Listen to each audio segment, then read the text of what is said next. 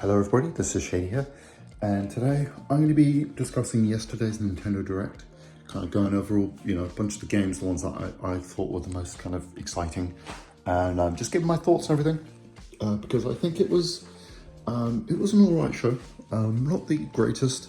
Yeah, there was a couple of titles which I will talk about near the end, which were incredible, but yeah, overall I think it was okay. But anyway, first of all, obviously, yeah, this was only like a 24-minute little direct. Just going over a few games. The way I liked it was just trailer. That's how a show should be, in my opinion. No filler or killer, as they say. So obviously we had some kind of pretty obvious ports that we could expect. Yeah, a couple from Sega for starters. We got Persona 3 Reload, which I think, yeah, we were all expecting to come.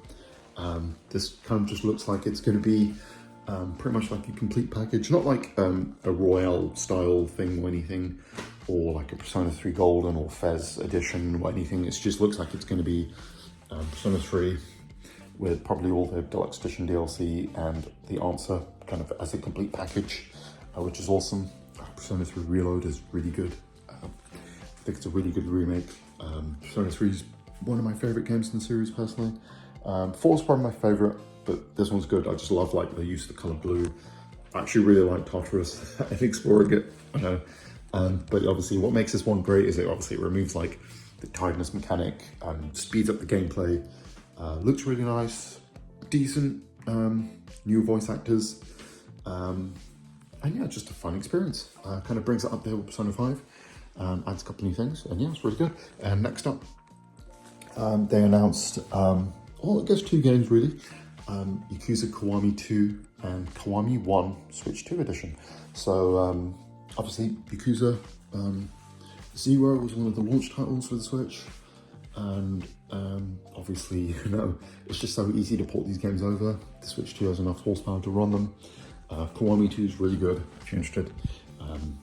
This one is kind of, it was a remake, obviously Kiwami 1 and 2 remakes the first 2, both PS2 games, so they sort of brought them up to PS4 level pretty much. They used the Dragon engine, so really nice looking.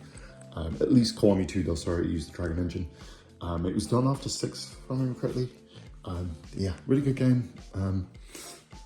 Very annoying because I just recently got my physical copy of Yakuza Kiwami for the Switch, because that came out last year.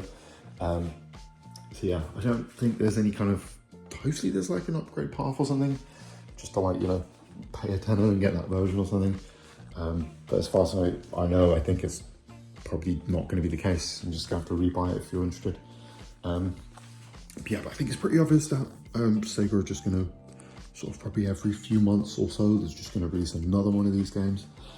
Obviously, we'll probably get the HD collection of 3, 4, and 5 next. A few months after that, we'll get 6, and then we'll get like Dragon, or Yakuza 7 and Infinite Wealth. Probably all the side games, Pirate Yakuza, all that. And I'm assuming all of the new games moving forward. I think we're all expecting like Kiwami 3 to be the next one. So obviously, when that happens, it will just get a simultaneous release on Switch 2 as well, which is cool. As well as all of probably Atlus's games moving forward as well. So yeah, very strange though, because Persona 3 is coming to Switch 2, but Persona 4 wasn't announced. Persona 4 Revival. I'm assuming it's going to come at some point. I think, I was kind of expecting it to be announced here, but we'll have to wait and see on that, I suppose. But yeah, next up, we got the kind of the expected like updates on certain games. We got to see the new Hyrule Warriors game, the one that's kind of like the prequel to Tears of the Kingdom. Looks really good. Obviously that one is out this year from what I remember. Got to see some more Star Wars Outlaws as well, for anyone interested. I mean, I'm interested to see how it's going to run on Switch 2 personally, because it was a game that kind of, it's a very nice looking game, and yeah, it's very next gen. So, because it didn't get last gen version, so it's going to be really interesting. Yeah, really cool announcements as well. There was a port of what is it called again? Sparking Zero, Dragon Ball Z, or you know, like what was it we called it? I can't remember. Like I think they called it like Budokai Tenkaichi, didn't they, or something? But yeah, Sparking Zero is coming to not only Switch 2 but Switch 1. I'm really interested to see how it runs on Switch 1. But yeah, I never actually got around to playing this one, so I'll probably pick up the Switch 2 version. I really loved Tenkaichi 1 and 2, especially Tenkaichi 2. That was like one of my most played games on the PS2 back in the day. Yeah, a lot of fun. Definitely be picking that up. Looking forward to unlocking all 50 versions of Goku and all that, right? Another really cool thing, what was it, Pac-Man World 2 Repack, which is basically just a remake of Pac-Man World 2, which looks good. Nice looking graphics. Never played these games, but it does look nice. It's just basically turning Pac-Man into more of a kind of traditional 3D platformer, pretty much. But from what I've heard, it's really good. So yeah, I'll have to check that one out. Then obviously we got to see, obviously, you know, the likes of, you know, like your Maddens, your FIFAs, those sports games, you know. Yeah, I don't know why they bother showing them, but they were there. But yeah, obviously I think we were expecting these games to just come to Switch 2, weren't we? So obviously those will come to Switch 1 as well. But yeah, you know, it's very rare for EA not to support a system, really, isn't it? Unless it's like the Wii U or the Dreamcast or something. But yeah, you know, they have their fans. You know, I haven't bought a FIFA game in a few years, but I do enjoy them. I probably will pick up the latest one when it comes out, more than likely. Yeah, I do love doing the career modes, to be quite honest. It is a lot of fun. Just buying players, doing all the simulation stuff, all that. Obviously, you have to be a fan of the particular sports, you know. Not really a fan of all the Ultimate Team stuff and the microtransaction stuff. That's gross, in my opinion, personally. But yeah, still cool. Apex Legends 2. Apex Legends is just only the one, isn't there? But yeah, that's getting a Switch 2 version now, which is cool. I think it had a Switch 1 version, but it wasn't exactly the best from what I remember. But yeah, it's nice to have a good bump. Yeah, nice to have a big bump in performance for Switch fans who want to play this game. And I'm assuming that your accounts will just carry over and the levels just continue on as if you were playing on the Switch 1. And then, yeah, next up, we had what I think were the kind of best releases, the ones I'm most excited for. Well, obviously, Square Enix, basically one of the best partners for Nintendo during the Switch 1 generation, kind of continuing on. We see a trailer, it's 2D HD, but it doesn't look like it's a remake of anything, you know, so it's actually an original game, an action RPG called The Adventures of Elliot, and it looks really good. Basically, looks like Square Enix take on classic Zelda. Yeah, kind of looks like almost, you know, like I'm talking about kind of, you know, a Link to the Past sort of vibes, almost Secret of Mana sort of things going on there as well. So obviously we're playing as an adventurer called Elliot, has to fight with all these monsters and all that sort of stuff. Has a little fairy companion who you kind of use in battle as well, and to do some sort of puzzle elements and stuff. You have loads of different weapons you can get, which obviously give you different attack styles, so you can kind of really tailor your playstyle around it. There's an overworld with like hidden secrets and stuff, as well as like dungeons and bosses to fight. And yeah, it's really good. There's a demo available now, only on Switch 2 though, but thankfully the game itself is actually multi-plat. This one's coming out next year, and is only available for Switch 2, PS5, Xbox Series and PC. But yeah, really good. Very weird how it's not last gen, because the next game we're going to talk about is, and these 2D HD games can definitely run on those platforms, but yeah, I don't know. Yeah, next up, the one I think I wasn't expecting, especially seeing as we just had a 2D HD game announced, but they basically announced Octopath Traveler 0, which is technically a prequel to Octopath Traveler, but what's really great about this game is it looks like it's doing something completely different.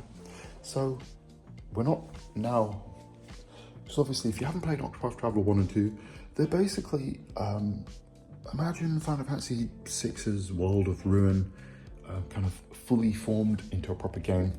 You know, like a basically 16-bit turn-based RPG with almost as if it's a non-linear open world game.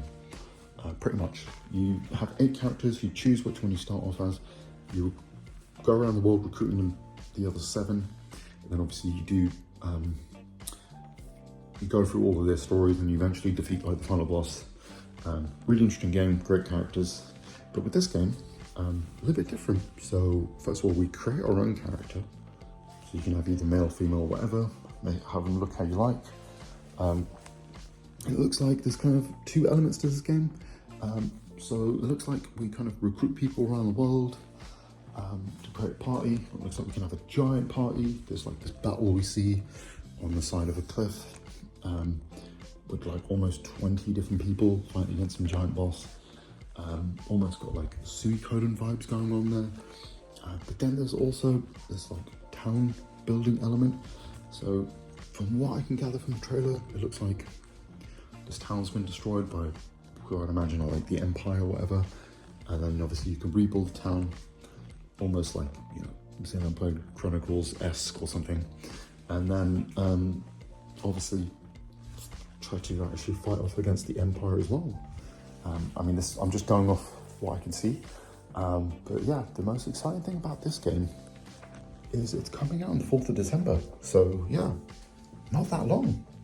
And it's fully multi-plat, unlike Elliot, or The Adventures of Elliot. So this is coming to both PS4 and 5. I think Xbox One and Series systems, Windows, Steam, Switch 1 and Switch 2. So it's available on everything, which is amazing. And there's also some other news that came out just today. And that is that basically Team Asana have now been absorbed into a new team called Creative Unit 5 within Square Enix.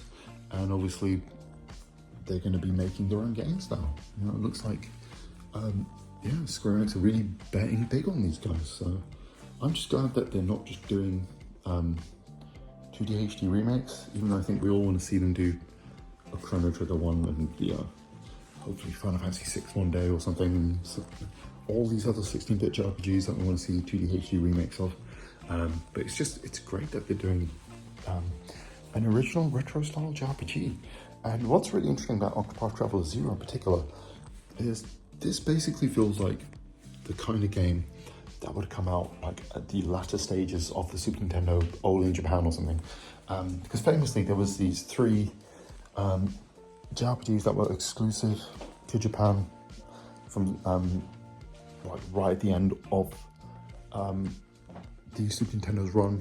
It was like Treasure of the Router, I think it was like Romancing Saga 3 or something, and there was another game, and obviously they were really interesting experimental games that just never thought would make sense to release in the West.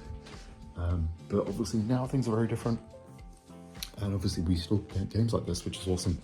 And as someone who's been gaming for as long as he has, and someone who loves this genre so much, it's just so great that Square Enix are still doing games like this, you know? And obviously, yeah, with the rumors around the new Final Fantasy potentially being turn-based as well, it's just so cool to see that Square Enix kind of still realise the value of turn-based combat and games in general. Because, you know, there was this kind of weird, I don't know, it started off during like the bloody PS3 360 generation where there was this kind of this thing that Japanese RPGs were like old and outdated, and that turn-based combat was like kind of old hat or something, which just isn't true. You know, especially when we see games like Pokemon and Persona and Baldur's Gate 3, Expedition 33, these turn-based games, big and small, doing well, people loving them, you know. So, but yeah, anyway, that's my little kind of weird little rant kind of thing over. But yeah, anyway guys, thanks for watching. Obviously if you enjoyed the video, like, subscribe, all that YouTube jazz, and I'll catch you guys in the next one. And yeah, if anyone watches this video, let me know if you're gonna pre-order any of these games. Like, I'm definitely getting both of these. And obviously if you've got Switch 2, try out the demo for the Elliot game. It is really good. And yeah, have a great day.